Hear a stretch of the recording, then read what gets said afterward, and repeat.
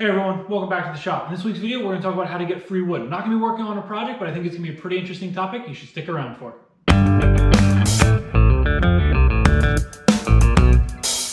So free wood comes in three categories, and I'm going to kind of break down each of those, explain how to get them, and at the end, we'll talk about kind of the costs of free wood. And so the first type of free wood is actually the top shelf here. Down here, I have, pieces of wood that I've processed or boards that I have bought, but this top shelf is pretty much entirely scraps, and scrap wood is the first kind of free wood that you can get. And you can get it from one of two ways. One, if you work on enough projects, you'll just accumulate a pile of scraps.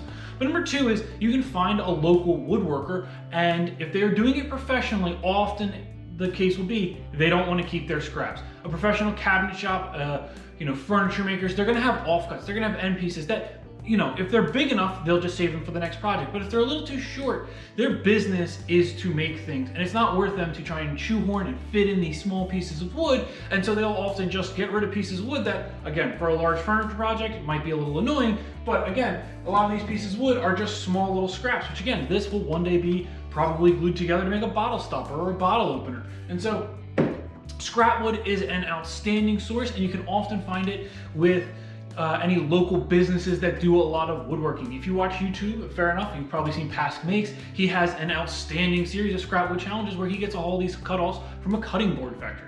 And so look around your local area, find a professional woodworker. You'd be surprised, they probably have a pretty decent selection of scrap wood that's perfectly usable. No issues with it. It's just a little too short, wrong-sided, wonky, a little off. And for them professionally, where every second of their day counts as money made or lost, the time to fumble with an old piece of wood just isn't there. And so the first area to look for free wood is scrap wood.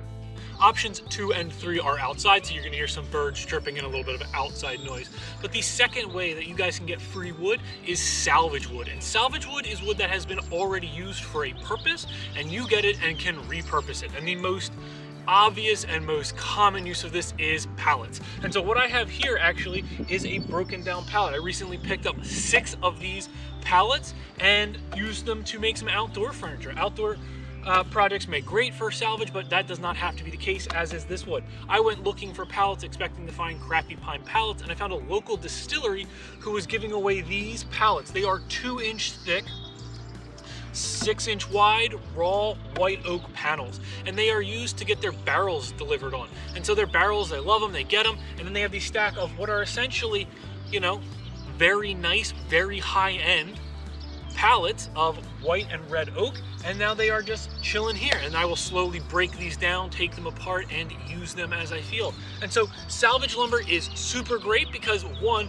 it doesn't have to always be rough, it doesn't always have to be pallets. I have broken down old tables and broken furniture.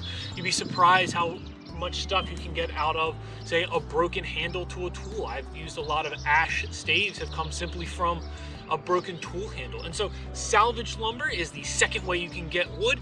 You're gonna have a little more restriction on it because it tends to have already had one life in front of it, but if you are lucky and you can get some salvage like this is basically a 2x6 in raw form. And so salvage lumber is the second way that you can get free wood.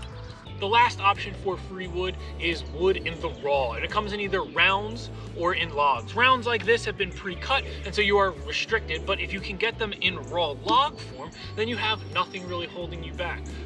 Raw wood has the benefit that it's never been used. It has to be processed by you. There's some time investment into it, but you get the wood in its most raw state, which means you can do whatever you want. You're not restricted to it being a scrap or having a previous life. It is 100% for you to do. Now, the one big restriction with raw wood is you are restricted to the species that are around you. And so I live in the Northeast, and I'm kind of lucky in that I have cherry and maple and oak and sycamore and ash and walnut as species that I rather regularly get my hands on and use in raw form. However, if you live in places that do not have a lot of trees, raw wood is not going to be as easy an option for you. And so raw wood is the last way that you can get free wood. But one of the most important things to talk about when you get free wood is that free wood is never free. So let's head back to the shop and let's talk about some of the costs of free wood.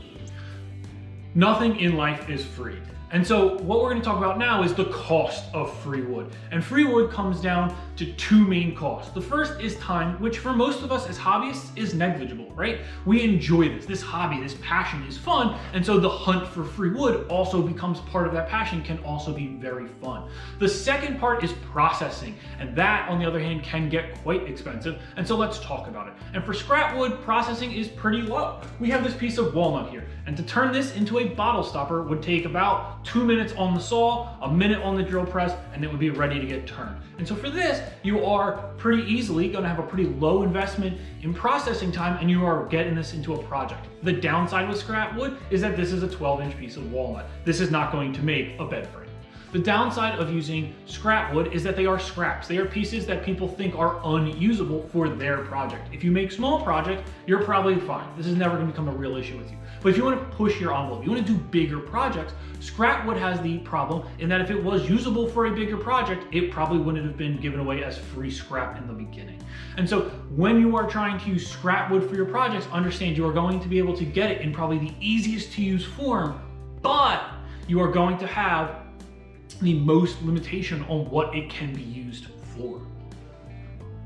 So let's talk about the cost of salvage lumber. Salvage lumber has a higher cost because not only do we need to get the wood now, but now we have this raw piece of wood which needs to be planed and jointed so that we can have this nice piece of finished oak. However, there's also a second cost when it comes to salvage lumber, and that is hidden mysteries. This board was screwed together and I got almost all the screws out. The key word there is almost. I missed some of the screw heads, and when they went through my planer, they nicked the planer knives. And so not only does this have a higher time investment, but there is now a tangible cost. I have to replace the blades in this planer, which is why I keep around my old planer rather than just using my new planer and messing that up.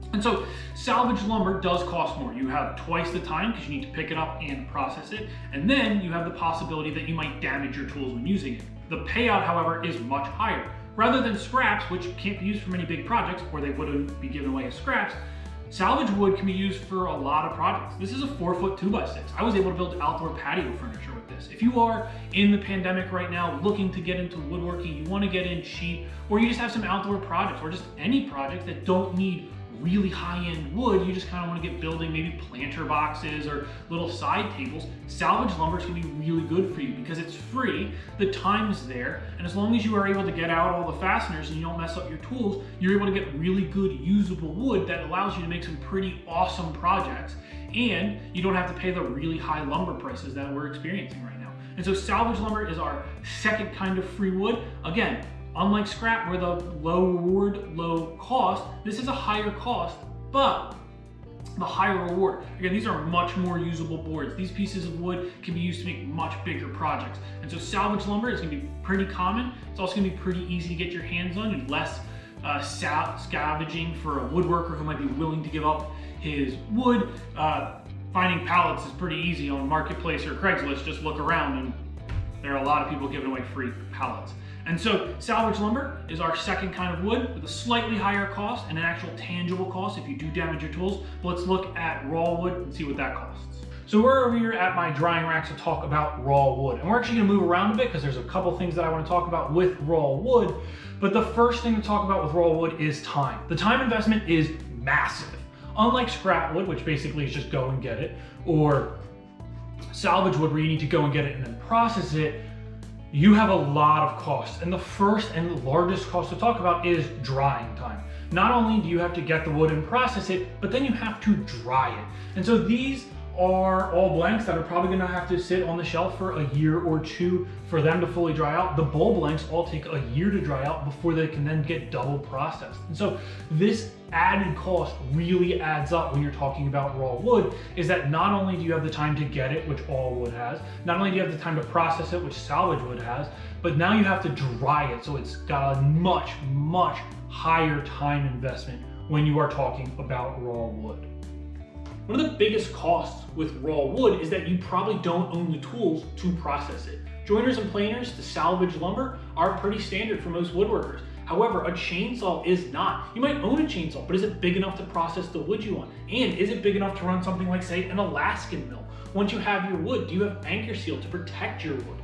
And then all of these things are consumables. you need chainsaw gas and bar and chain oil and new chains, and you're gonna need to buy more anchor seal over time. And so raw wood, the wood itself may be free, but the processing costs can get really, really expensive, really, really quick if you do not already own these things. Again, as a bowl turner, I own a big chainsaw and anchor seal, and I'm buying chains and I'm sharpening chains and I'm getting all those consumables already. And so the investment into a chainsaw mill wasn't that high for me because I just had to buy the mill. However, if you don't own these tools, raw wood can get really expensive if you want to process it yourself. So you might be asking yourself, what's the point in raw lumber if it takes so much time and costs so many extra tools? Well, here it is right here. 4-inch thick, 4 foot wide, 8 foot long white oak slabs. These are 16-inch wide, 9 foot long, 4-inch thick cherry slabs. I actually milled these myself on my own mill. I had somebody come in and mill these for me. This is just too big for my stuff. But the purpose of this is we now have lumber exactly how we need it. Right? I want to build a tabletop one day. I will take one of these, surface both sides, finish it, and call it a day. Nothing needed. No glue ups, no splicing, no, unfortunately it can't be that big because I don't have enough wood. This is raw lumber. This is exactly how you want your wood. This is like buying it from a lumber yard. It is exactly what you want. And the benefits of that is you can do whatever you want with it. You can process the wood however you want. If it's got a really good curl, if you want quarter sawn, if you want it all cathedral sawn, however you want the wood, you process it.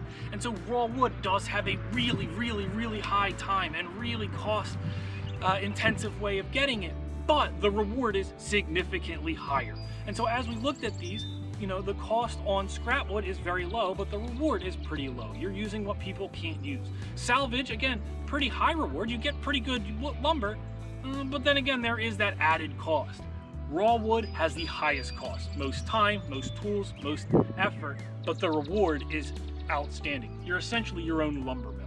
And this is super important, especially for me as a bowl turner, because I no longer buy bowl blanks. I get my bowl blanks from raw stock. And so I don't have to worry about, is it the right size? Do I have enough of it? I can cut it however I want. If I want to make it weird and I want to cut it at the wrong angle and do something funky, I can do that. I don't have to worry about being restricted by someone else's decisions in processing that wood. And so raw lumber really gives you that freedom to control every aspect of your wood. Yes, it is more expensive. Yes, there are more added costs. But at the end of the day, if you do enjoy this process, those costs kind of become negligible, especially when the payout is exactly what you want is what you get. The last cost to talk about with free lumber is the physical toll. And I'm not talking about on your tools, I'm talking about on you, right? When you go into a lumber yard or you go to a store and buy wood, OSHA is protecting you. They're making sure you're not going to get hurt. When you go get free wood, all bets are off. And I've thrown out my back, I've blown out my knees, I've gotten some really bad splinters over the years, and those physical costs, they add up. They take their toll. And so you have to think about it and kind of weigh whether or not free wood is free enough for you to get it. And for me, this is a process I enjoy. I actually like the hunt for free wood. I like going and finding and getting unique pieces of wood and salvaging or getting it in raw form. And so for me, it's worth it. At this point, I basically need to get free wood because I can't make what I want from lumberyard wood. If I want to make a 20-inch bowl, I basically have to go get some logs to do it. And so for me, it's worth it. It's a process that I enjoy and something that I find worth it. But that's something that you're going to have to determine for yourself. And so there we have it, free wood. Whether or not it's free or not is for you to decide. But I made this video for new people getting into woodworking or anybody who is a woodworker and is discouraged by the high lumber prices to kind of explain areas where you can get some free wood and the costs that are associated with that free wood. And so if you like this video, please comment, tell me what you like, give it a thumbs up. If you want to see what happens in this shop and in my little shop, please subscribe. If you want to check out any of the products, please check out my website, linked below. And as always, have a wonderful day. In this week's scrap wood. And so the big, it uses a set of machinery. Why do I keep saying machinery?